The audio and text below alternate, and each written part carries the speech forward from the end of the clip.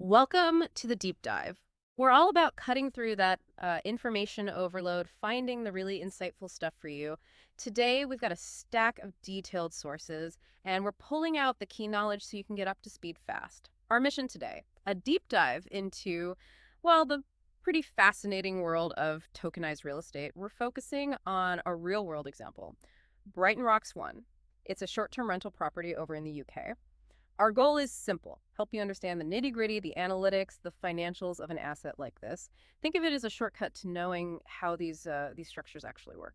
Yeah, so tokenized real estate, it's basically digital ownership shares in actual physical properties. It uses blockchain tech to, break up ownership and manage these real-world assets. We're going to dig into exactly what kind of data you can typically get for something like this, what it all means. We're mainly drawing from a specific real estate property token analytics report for this Brighton ROX one, but also pulling in some broader insights, about how these things are structured financially. It's like getting a look under the hood of a very specific, very digital real estate investment. Okay, so let's unpack this. Brighton ROX 1, what actually is it? Where is it located? What kind of property are we dealing with here? Right, so Brighton ROX 1, it's classified as an urban, special-purpose, short-term rental property. Its address is 4C Blenheim Place, Brighton, East Sussex, BN1 4A. That's right here in the UK. And what's quite interesting for you, maybe as an investor, is that it's held under company ownership, not by an individual. That often makes things like management and liability a bit simpler. Okay, company ownership. And its current standing. The report mentioned valuation condition. Exactly. It's currently valued at $583,000 USD. And crucially, the condition is listed as excellent. That seems pretty important for a short-term rental. Oh, absolutely. Condition directly hits the guest experience, and, well, that flows right through to the revenue, doesn't it? Now, what's really fascinating here, I think, is how the digital ownership side is set up. It gives us this really clear window into the underlying financials. So ownership is managed through these things called BSPT, that stands for Brighton ROX 1 property tokens. Right now, the supply of these tokens is capped at 37,486.9 BSPT. Although it's worth noting, the system could allow for up to 100,000 tokens eventually. Okay, so a fixed supply for the moment, but potential for more later. And each token has a price tag. Correct. Each BSPT token is priced at $5.83 USD. And here's an interesting bit. The market cap for the currently issued tokens is initially zero, but the potential market cap if they issued all 100,000 tokens would be $218,600. Huh. Zero now, but potentially over 200,000 later. What does that signal? Maybe about liquidity or how they're rolling this out? You could suggest a few things, yeah. Maybe a phased rollout, maybe initial tokens are held tightly. For you, as someone looking at this, it shows there's a plan to scale the digital side, even if it's not fully realized yet. Right. And performance. If someone holds these tokens, what kind of return are we looking at? What are the metrics? Good question. The report estimates an annual percentage yield and APY of 7.39%. 7.39% APY. How does that stack up? Well, for a real estate asset, that's quite compelling, especially because it's designed to come from two sources: rental income and property appreciation. Yeah. Compared to traditional property or even some dividend stocks, that's pretty competitive right now. It looks like a potentially strong income stream. We also see a price-to-earnings ratio, the PE, of 13.8. 13.8 PE. For people used to stocks, that might seem low-ish. It might, yeah. But in real estate, it often points towards a more, let's say, mature, stable income relative to the asset's price. Yeah. And you pair that with the operating expense ratio, the OER, which is 29.1%. Nearly 30% of the gross income goes to running costs. Exactly. It shows there are significant overheads, cleaning, management, utilities, But it still seems to leave strong earnings relative to its price. It's always about that balance, isn't it? Okay, so we've got the basics down, the property's identity. It's sort of digital DNA with the tokens. But here's where it gets really interesting. How is it actually performing financially? Let's zoom in.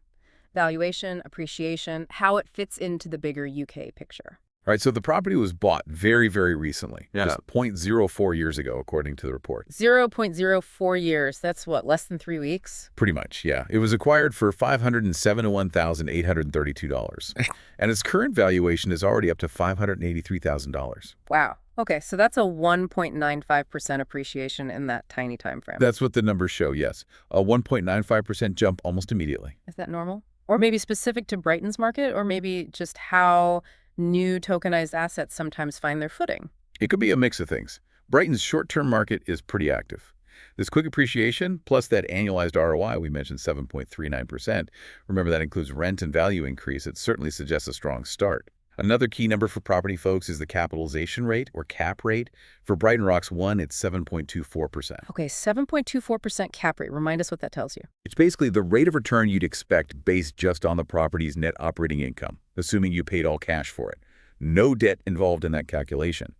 A cap rate over 7% in the UK generally signals a solid income producer. Suggests a decent balance between the risk you're taking and the potential return. Makes sense. And how reliable is that $583,000 valuation figure? Well, the report flags the reliability as recent sale. That's generally considered pretty strong because it's based on a very current transaction price. But the flip side is, because it's so recent, we don't have a long history to look back on. So while the number seems solid now, you might want more data to feel confident about its long-term stability through different market cycles, something for you to weigh up. And if we pull back, look at the bigger picture. It's really important to understand the UK economic context this operates in. Over the last 22 years or so, UK average inflation has actually been quite a bit lower than the global benchmark, about 51% lower. And similarly, interest rates here averaged around 34% lower than the global benchmark. Okay, so relatively lower inflation and interest rates compared to the rest of the world on average. What does that usually mean for property? Well, it suggests a market that maybe doesn't see those huge inflation-driven price surges, but it could be better for stable, predictable rental income and potentially lower borrowing costs too. For an income property like this, that stability can be a real plus, less volatile than some boom and bust places. On the other hand, looking at GDP growth over 20 years, the UK's average was about 56.5% lower than the global benchmark. Slower growth then. Generally, yes. But on the jobs front, UK unemployment averaged about 10.4% lower than the global benchmark. So you piece that together, it paints a picture of a more stable, maybe slower growth economy overall, which again can actually be pretty good for consistent income streams. Right, that macro context is helpful. Okay, let's zoom back into the property itself. How does Brighton ROX 1 actually make its money day-to-day as a short-term rental? The report mentioned gross and net revenue figures. Exactly. Gross annual revenue is pegged at $59,568. After expenses, the net operating revenue comes out to $42,236 per year. And how busy is it? What's the occupancy like? The projection is for an 80% annual occupancy rate. 80%? That sounds pretty high for a short-term let. I mean, it's very healthy, yeah. Yeah. Suggests strong demand. And the average daily rate, the ADR, is $204. That's the average price paid per night it's occupied. A solid rate. $204 a night. And how long do guests typically stay? The average length of stay, ALOS, is 3 nights. 3 nights. Yeah. So weekend trips, short breaks mostly. Seems like it, yeah. Fits that model of quick turnovers, catering to tourists, or maybe short business trips. It keeps the property working efficiently. And interestingly, notes $0 in annual revenue from things like events or meetings. So it's purely rooms, no conference space or anything? Correct. It's a pure play, short-term accommodation rental. All its eggs are in that basket, so to speak. Gotcha. And managing the costs. We touched on the OER earlier. Right. The total annual operating expenses are listed as $17,332. Which leads back to that 29.1% operating expense ratio. So just under 30 cents of every dollar earned goes to keeping the place running, management, cleaning, utilities, maintenance, all that. For a short-term rental, which definitely needs more hands-on management than, say, a long-term let, that ratio helps you gauge how efficiently it's being run. Okay, we've covered the income and the day-to-day costs, but to really grasp its stability, its potential, we need to know who's involved and how it's financed. Let's talk ownership and debt. Absolutely. This raises that key question.